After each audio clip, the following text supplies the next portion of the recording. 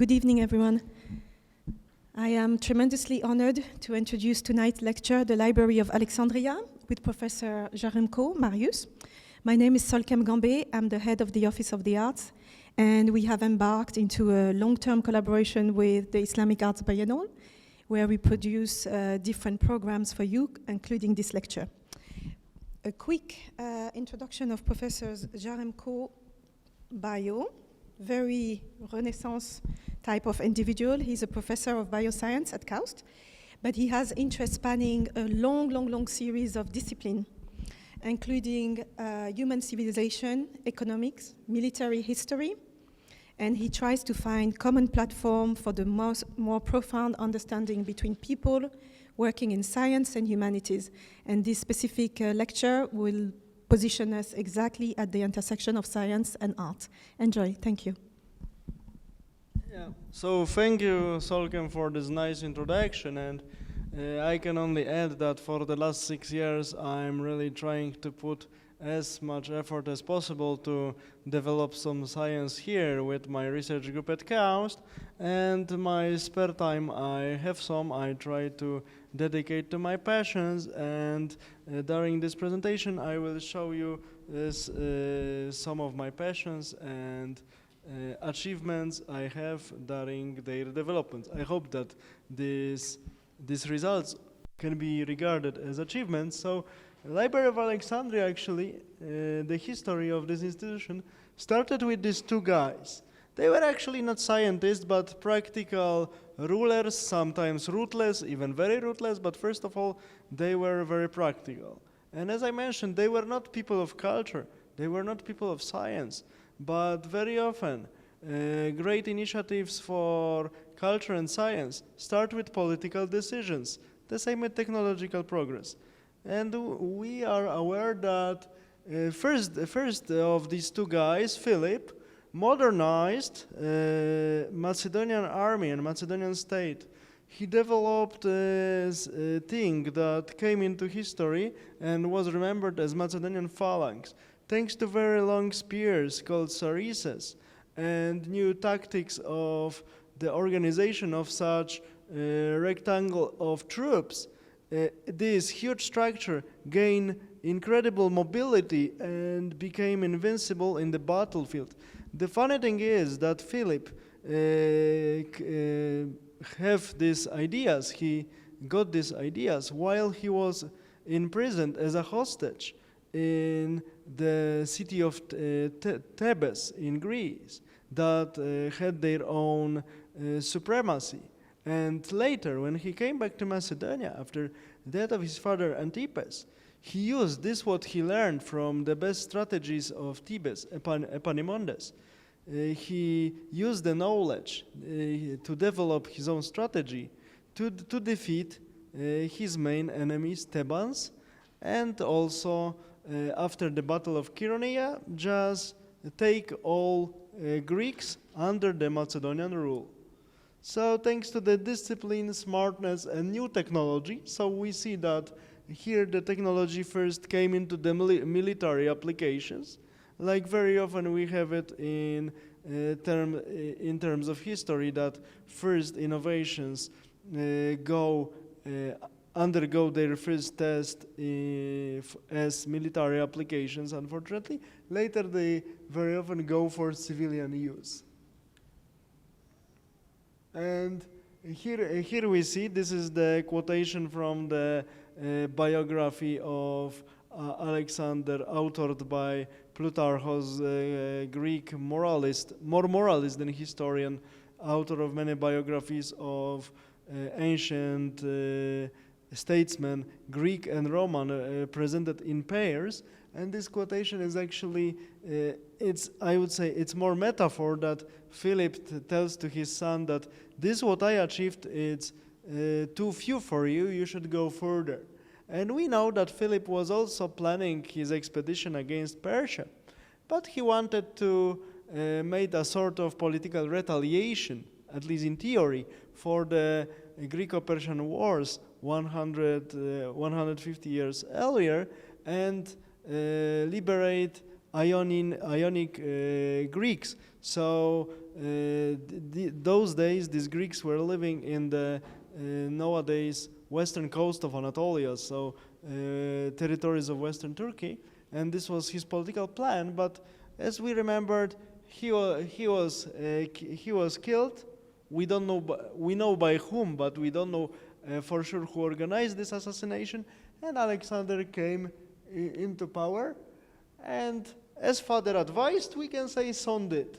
So these are the territorial acquisitions by Philip.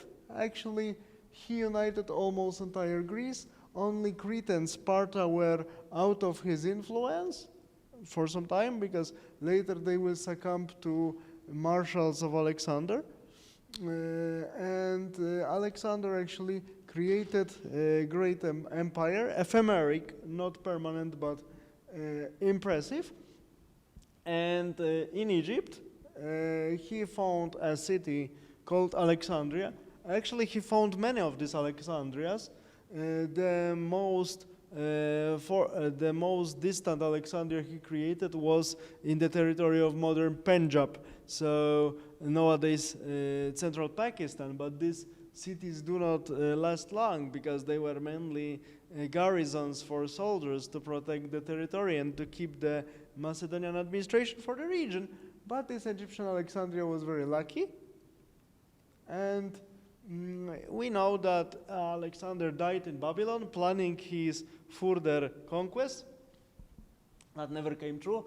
And I really love this quotation that Athenian philosopher Demades said, Alexander is not dead. If he were, the whole world would stink of his corpse. Actually, and this was ironic statement, but it was very true, because after his death, actually, wars between his successors, called from Greeks diadochi. Diadochi means heirs, actually started, and for 40 years, all of this territory, what we saw on this map, lower map, was actually under constant military activity, and there were constant wars, changing of the alliances, treasons, and all, I would say, inequities that we can imagine that one man can do to another happened for the last 40 years. And actually the only diadochi, so successor of Alexander, his former marshals, who died in his own bed for natural causes, was the Ptolemy the First, who established Ptolemaic dynasty. And actually, thanks to him and actually his successor, the Library of Alexandria was found. So as we see, new historical period started was preceded by the times of bloody war. From one of the Anglo-Saxon chronics of Asser, the main chronicler of Alfred the Great, there is a nice sentence I like, that the future is being born in the fire of the war. So first, very often, unfortunately, war precedes new epoch, new development. First, we need to destroy to build later. So we see that after Alexander, this is more stable division, how his empire was divided about 275 BC, and this division were followed by the next ones. And so what we gain thanks to the activity of Philip and first of all the activity of Alexander. So spread of Greek culture, Greek way of reasoning, Greek language, so-called, actually one of the Greek dialects called koine, that later was used as lingua franca. So it was nowadays of the equivalent of the function that English language has, that we are from all over the world, but I'm trying to communicate with my broken English to you, and I hope you understand me. So this koine, this version, I would say, dialect of Greek language had the same function, and many people were speaking broken koine, and they were hoping that others would understand them. Hoping. And very often it worked. So as I said, this establishment of new cities and flow of many ideas, different approaches, and very important things happened because Greek philosophy created special way of reasoning, connection between facts and the consequences of the actions. The reason and the action were connected. But when they entered Middle East, like Mesopotamia, Egypt, up to India, they encountered civilizations that were much older than their own. And there was one advantage these civilizations had over the Greek civilization. They accumulated a lot of empirical knowledge and facts that Greek mind later could use, I would say process, to develop science further. And of course, rivalry between ambitious powers, just as a reminder, ambitious powers like these ones, we see that these countries had enormously greater potential than small Greek city-states. So, and each leader, monarch of these states had, I would say, even they developed insane megalomania. So one wanted to be better than the other. So they wanted to show that their court or their country possesses the best culture, is more Greek than the other one or more developed. So they were investing a lot in science. They wanted to attract scholars. They wanted to attract poets to also write down their achievements, their deeds, and also spread some propaganda.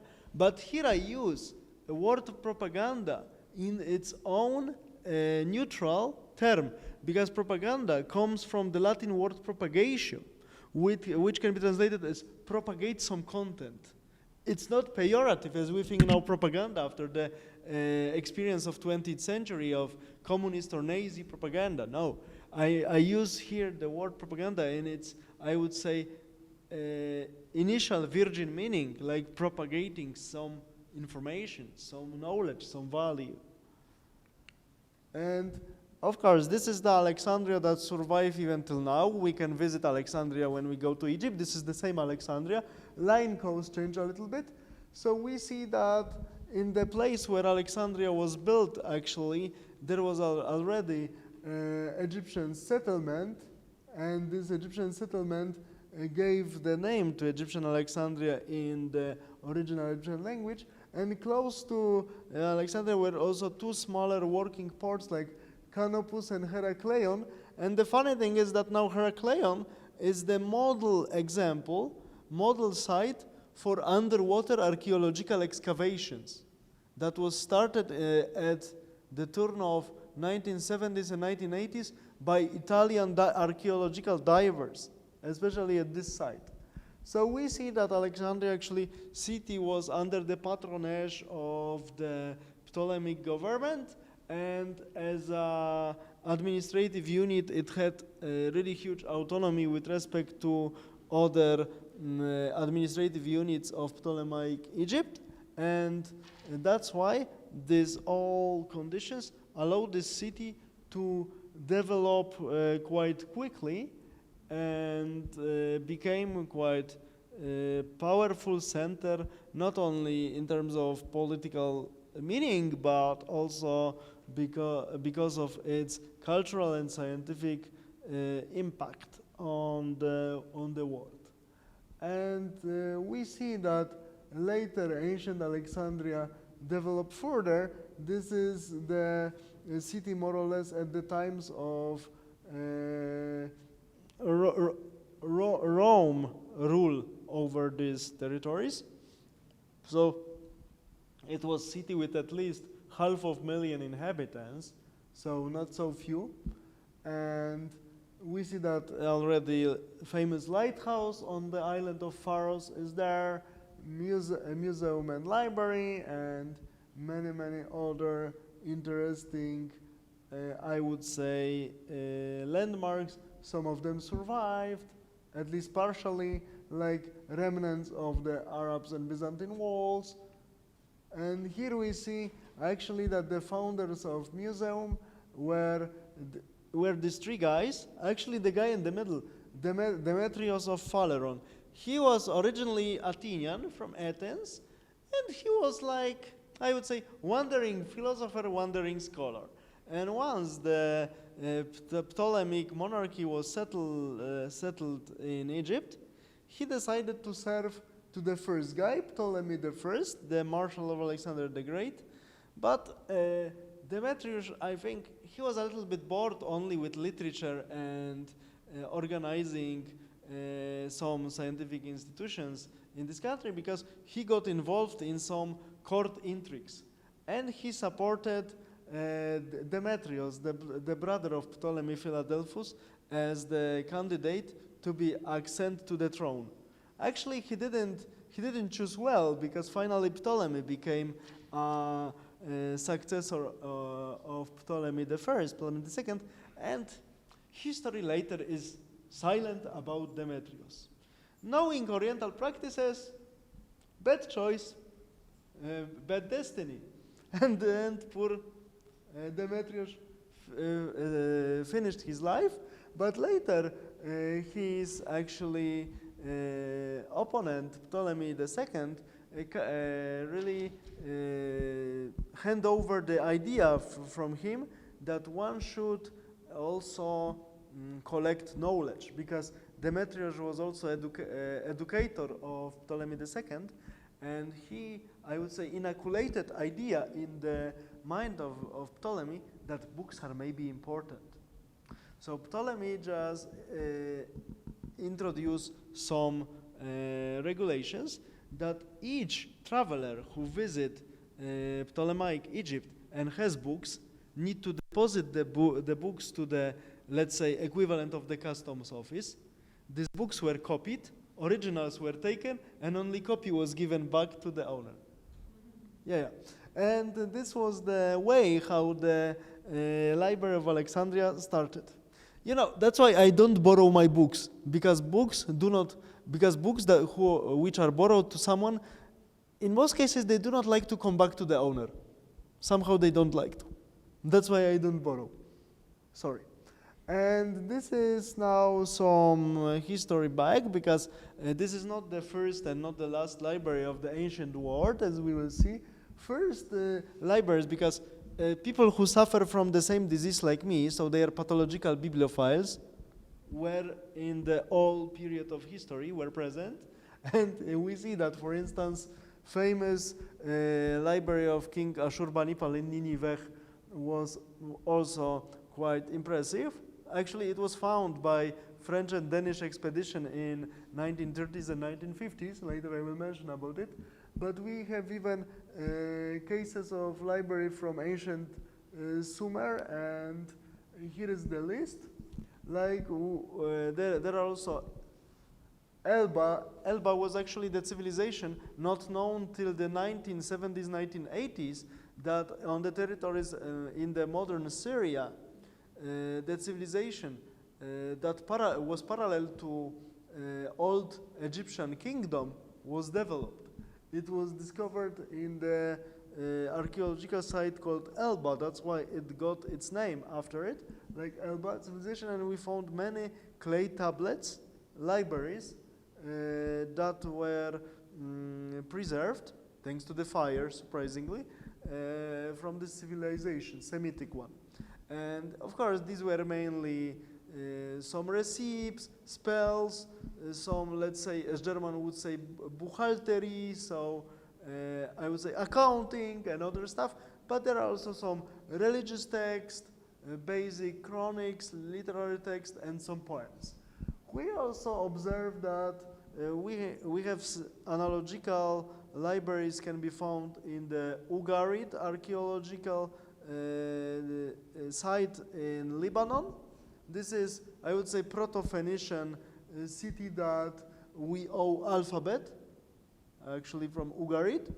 And here we have many French people, so they can be proud, because actually for many years almost only French archaeologists were exclusively working there and excavating this. So another minor collection, as I mentioned already, Library of Ashurbanipal in Nineveh. It's actually from the 7th century. And thanks to this library, we got Epic of Gilgamesh, actually one of the most beautiful books I have ever read. and there is a flute mentioned. Actually, similar to the one mentioned in the Old Testament, in Torah, in the Bible, but different. Similar but different. Venus tablet of Amisaduka. So this is actually important for historians because there we have a lot of the things noted that people observe on the sky. So these are astronomical observations that allow us to arrange some datings and chronology for the Middle Eastern events. And of course we have tablet of synonyms that helps us better in understanding the old Semitic languages that it would be tough to understand. And of course now something from classical antiquity, like library of Lucius Calpurnius Piso Cezonius, father-in-law of Julius Caesar, yes, this one. And it was actually partially burned because it was found in Pompeii, of course. So we know what happened in Pompeii, Herculanum, and Stabia. But thanks to the spectral analysis, so if we try to look at these documents, this partially carbonized, burned, with the different wavelength of the light, we can see some, I would say, fluorescence from the substances that are created after the burning of the substance that were used for writing and from the grease. So we can try to visualize this what was written on them thanks to multispectral imaging. And I'm a spectroscopist myself as well from my education, so I could tell you something about it more, but I do not want to make everyone bored with that, so we continue with this lecture. So now museum, so library, because it was also, library was, let's say, coupled with the museum, so it was an institution where about 1,000 scholars regularly worked and took care of these manuscripts, and they were writing their own works, performing their own experiments. They paid no taxes, they were paid by the government, and they also were receiving free meals. And as we see, it was really autonomical, I would say, institution, because it was administered by a high priest appointed by Pharaoh and responsible only in front of the Pharaoh. But as we can see from some cases from history, if Pharaoh didn't like you because you got involved in some intrigues Pharaoh didn't like, you not only lose your job, you lose everything. But okay, this was the price tag attached to it, to such luxury life. Nothing, sorry, no, not this one. Nothing for free. So these are these three tablets I mentioned, float tablets with Epic of Gilgamesh, synonym list, and this tablet where we have these astronomical events noted, important ones. And these are the artistic picture of the daily work in the Library of Alexandria. I guess this is not only artistic depiction, I guess it really looked alike. So, sometimes these artistic depictions are really realistic, let's say. So it was really, I would say, professional library and professional research institute that was really working for generations, and they got many achievements. But of course, if something is successful, others become jealous. And if others become jealous and they have some cash to spend, they also establish their own libraries. Like in Pergamon, Attalid dynasty representatives established their own library, and also Seleucid dynasty, main rivals of the Ptolemies, established their own library in Antioch. They never reached to such a level of prominence like Library of Alexandria, but at least these leaders were trying to at least achieve something what Ptolemies achieved, because they were jealous and they had some cash to spend. And we know that Library of Alexandria had long and difficult story. More or less in 2083, so at the end of life of Ptolemy the First and in the beginning of life of Ptolemy II, and at the end of life of Demetrius of Phaleron, the idea holder for the library. Library was found. The funny date is the date circa 2030, because why I don't borrow the books? Because Athenians had really difficult time because of the drought. There was danger of the famine in the city. They asked Ptolemy III for the loan. So he wanted to show that how benevolent he is, good for Hellenes, for Greeks, and he just asked only to borrow him the copies of the works of three main playwrights of Athens, tragedy writers, Euripides, and Sophocles and Aeschylus. Okay, so the copies went to Egypt, and of course, old trick. Copies stayed in original state in Alexandria, copies went back to Athens, of course. Something for something. That's why I never borrow my books. Sorry, I will not borrow it. And in the 1st century BC, library is believed to have 700,000 volumes. And from the quite nice historical novel by John Maddox Roberts, I found this quotation. I like the novel. It's actually written quite accurate historically, but it's written with nice malicious humor. So this is how this quotation was taken to visualize how much the 700,000 volumes can be. So the main character of this novel says, I tried to picture what 700,000 books must look like. I imagined a full legion plus an extra auxiliary cohort. That would be about 7,000 men. I imagined such a body of men having looted Alexandria, filling out, each man carrying 100 books taken from the Temple of the Muses. Impressive. And this is what I told you, that was the strict policy. And unfortunately, but there were also good events, like in 41, Mark Antony, when he just kick out the Parthians in those days Cappadocia, so nowadays Eastern Turkey or Kurdistan.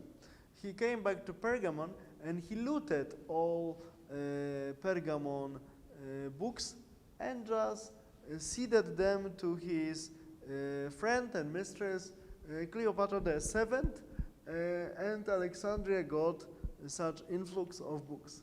But later it was only wars, some civil wars within the Roman Empire, destruction of Serapeum by Orthodox Christian people, and final destruction during the siege of Alexandria by the soldiers of Mr. Amr, who was the main leaders one of the main leaders during the first Islamic conquests. And this is officially the end of the story of Library of Alexandria as a working institution. But now, some positives. We need to mention some achievements of this amazing institution. And I really like this quotation that Euclid, we all remember from the school Euclid geometry, yeah? Of course. So when Euclid presented his book on the court to Ptolemy I, seemingly, his achievement, the book about geometry, the monarch asked him, could you please just present to me the abridged version of this book?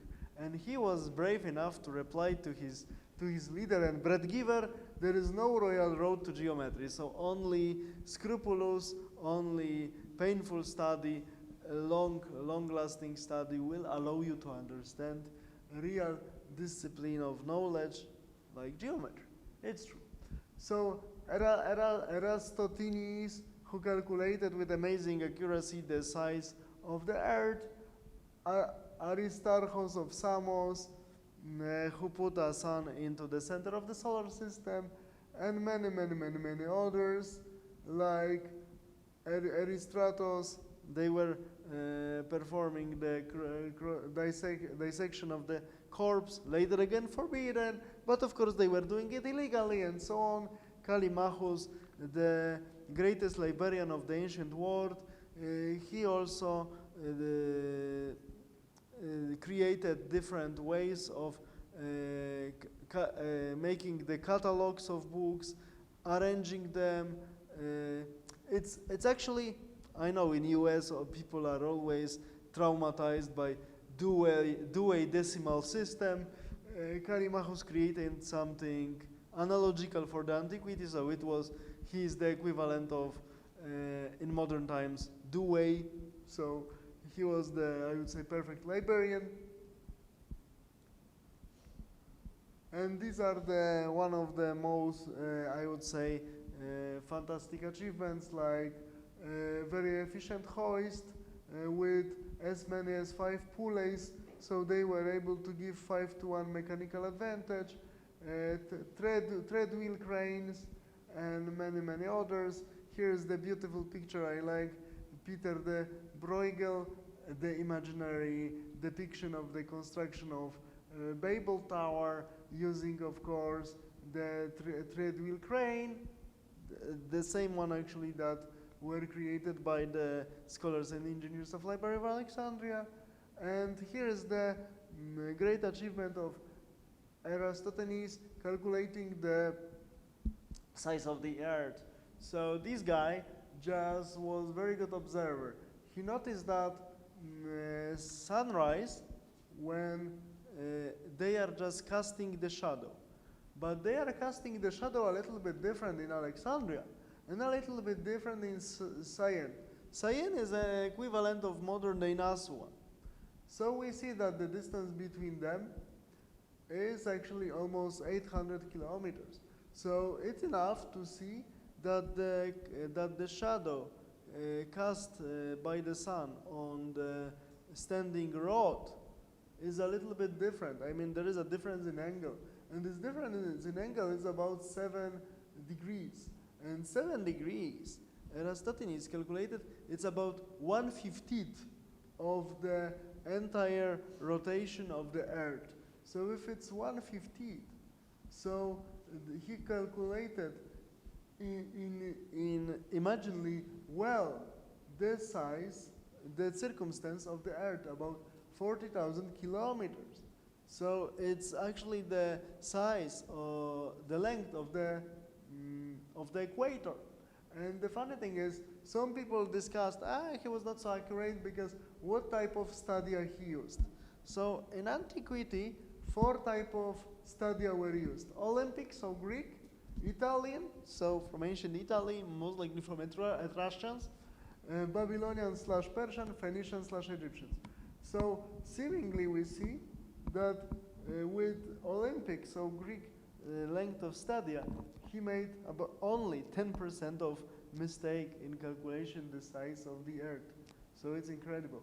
And he made few assumptions, like the distance between Alexandria and Aswan is 5,000 stadia, that the Alexandria is due north of Syene, which is actually true, and that they lie on the same meridian, almost, and that the Earth is a perfect sphere. Almost, it's a geoid, so sphere splashed on their top and the bottom.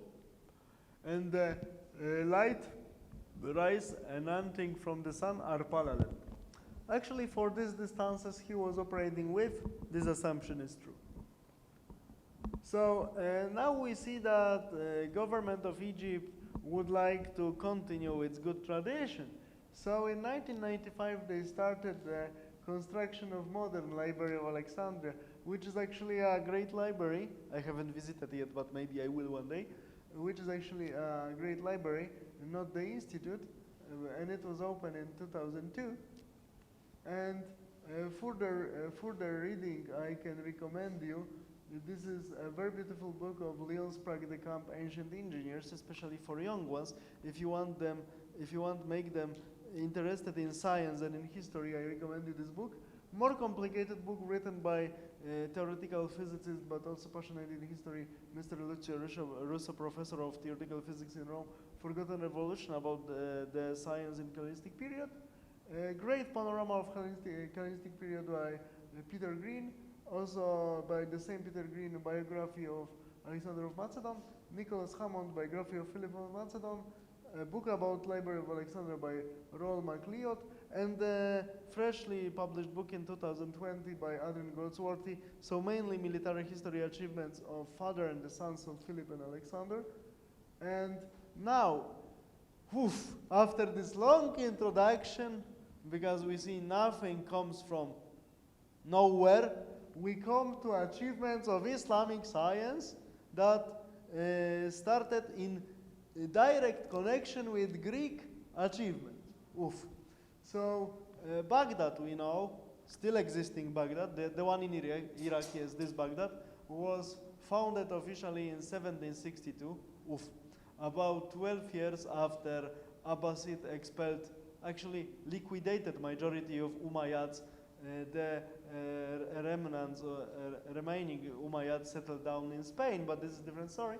12 years after they established Baghdad, and Baghdad actually experienced quick development like Alexandria, and the guy, one of the caliphs, who is called in the West like Harun al-Rashid, later turned the House of Wisdom, which was actually firstly the private library of Caliph, less and more private, into the academy, or he did it, or his successor Al-Manu.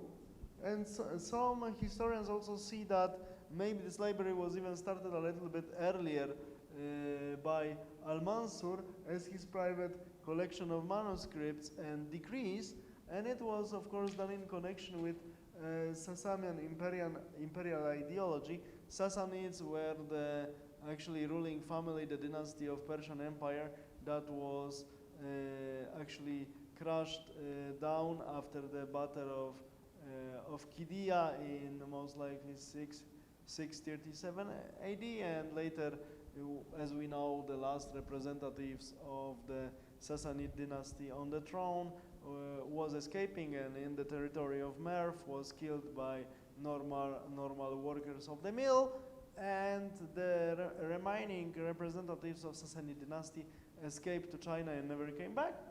And many of them, actually followers of the Zoroastrian religion, escaped to India, and now we have them living there, and they are known under their ancient name called Parsi. And now we can say that KAUST, where I work and where Solkem works and few of us, is I would say an attempt to follow the idea of the House of Wisdom and the leaders of this country, especially the previous one, King Abdullah. That's why this university is named after him. Tried to connect current times with these good times of the House of Wisdom. That's why he established KAUST, and we are trying to do our best to fulfill this vision. It's not easy, but we are trying, and we will still try, and we will see what will happen. We don't know the future, but we will try to do our best, at least to have our conscience clear. So this is what I wanted to tell you. And of course, these two books I recommend you to read. They are actually quite nice, and these guys write quite nicely. Books are not boring. Actually, this guy, Mr. Jim Al-Khalili, has more British humor. He is half Iraqi, half British, but this book is more funny in my opinion than this one, but they are both good. Okay, so thanks for your attention. I encourage you to ask questions.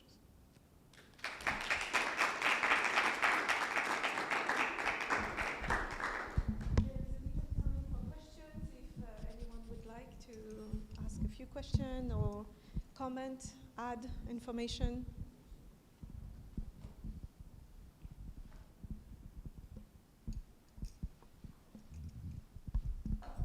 Thank you.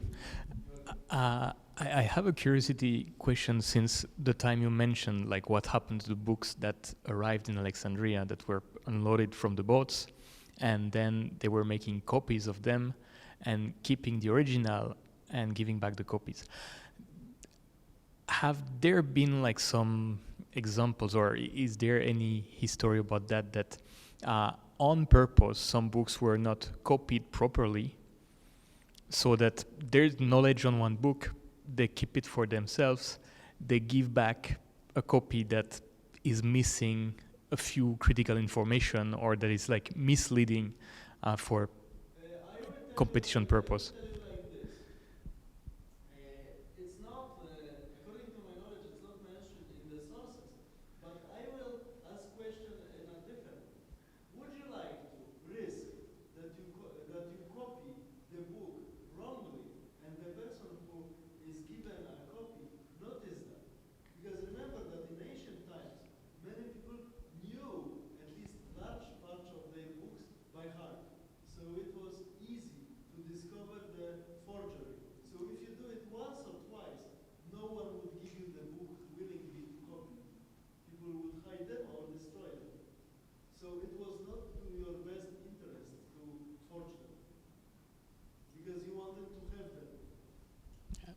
Good point. Thank you.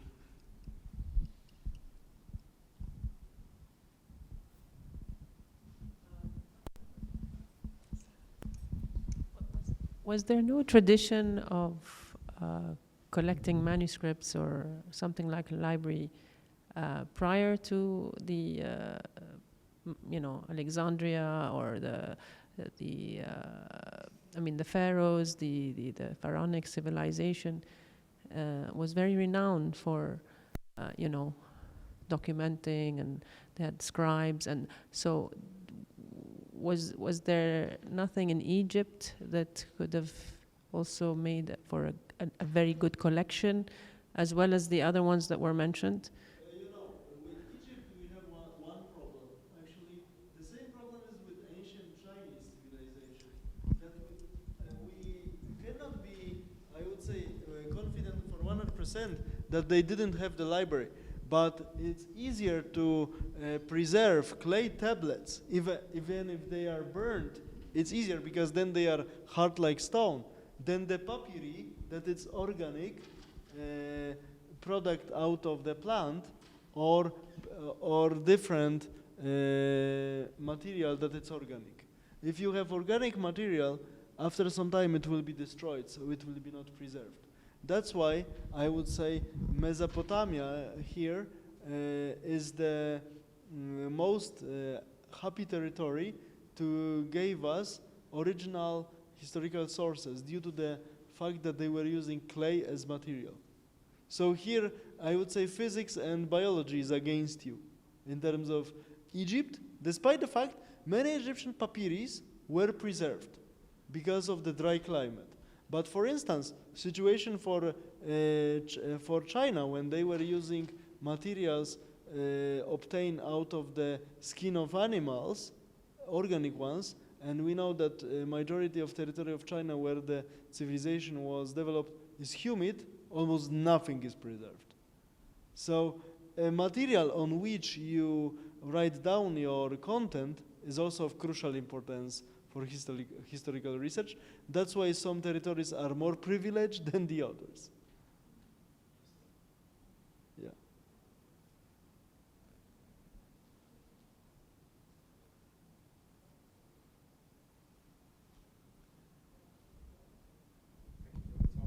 Yeah. So the question is, there were several phases, maybe there were burnings and lootings of the library.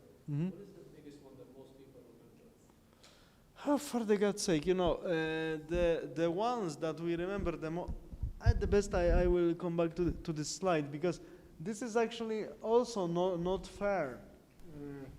The ones we remember the most are the one in 48 BC, so-called Alexandria War, when the Romans, under the command of Caesar, were besieged in Alexandria, and part of the library was burned because of the military operation. This is known because it was connected, of course, with the Roman military activity preceding for the less than 20 years acquisition of Egypt by Roman state. So this is very well known, but due to the close due to its proximity with political events that we remembered, and the ones that are really very well remembered is the one from 319 AD, because there was a decree of Christian rulers to destroy all what's possible remnants of paganism that are very visible. So this is also connected with politics, and of course the one connected with the capture of Alexandria by Muslim troops. But you know, these are I would say, the most loudest cases of destruction. But with time, even in peaceful times, many of manuscripts were destroyed by mold, by parasites, by rodents, and so on. So conservation was always the problem. So we can assume that with time there was also loss of this manuscript, because, as I mentioned, it was not like clay tablets that actually nothing will eat it, nothing will destroy it. So material also had its weak side. So I would divide this decay of this manuscript into the loud ones, rapid ones, and silent ones. Maybe slow but systematic by nature. So both of them were harmful, and from our perspectives as the ones who would like to have preserved as much as possible, none of them is good. Because when we think about history, we never think about the physical chemical properties of the material these people were using. But it also matters. For instance, we always think, especially when we study weapons or other remaining tools of after our ancestors, let's say. So some of them are much more represented than the others. But it's not. But not always it represents real distribution during the historical times. It all depends what type of material it was. As I told you, for people who study ancient China, they are desperate because almost nothing from written sources, except bamboo chroniques and so on, is preserved. And bamboo chroniques actually were also almost to be lost, but several monks risking their lives when the first emperor, listening to his minister Li Shi, decided to burn down everything. They were risking their lives. They were copying these bamboo chroniques in some, I would say, desolate areas in mountains. Otherwise, we wouldn't have it. So you see, sometimes in history, or luck or stupid event decides that we have something or we don't have. Any other questions?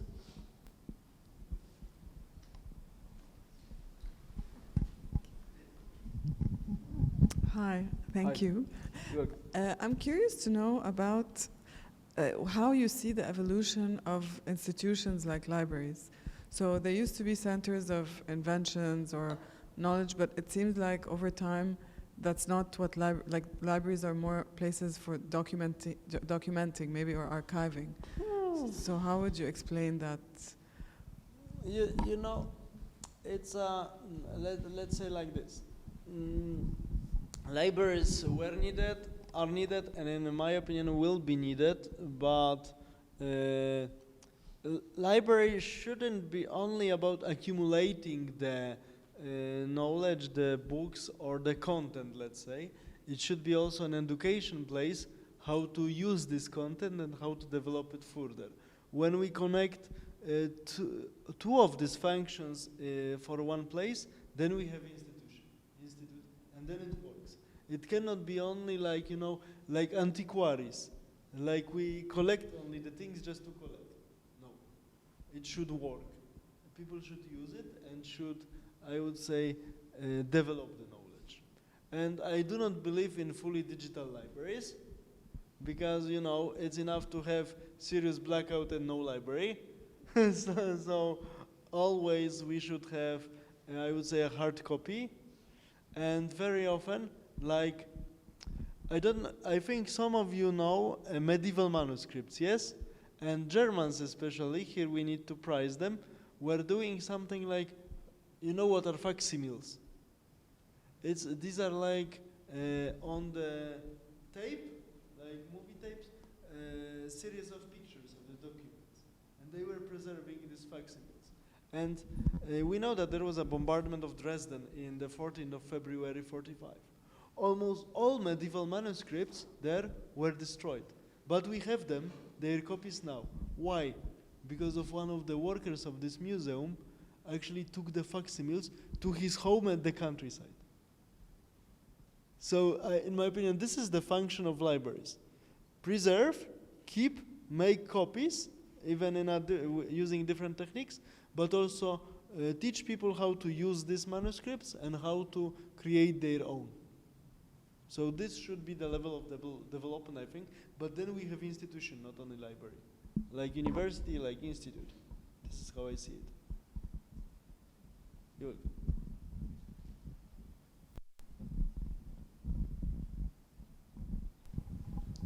I think we're reaching the end of our evening. Thank you very much for very interesting questions, and thank you again to Professor Jaremko for his time and passion.